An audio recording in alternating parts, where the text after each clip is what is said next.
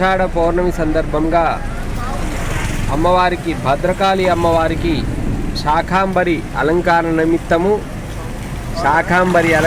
నిమిత్తము రకరకాల కూరగాయలు పోచం మైదాన్ నుండి భద్రకాళి ఆలయం వరకు సేవా సమితి వారు తీసుకొస్తున్నటువంటి దృశ్యం.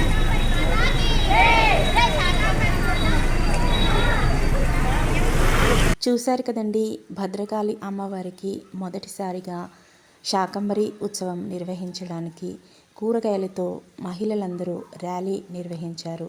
వీడియో నచ్చితే తప్పకుండా లైక్ చేయండి.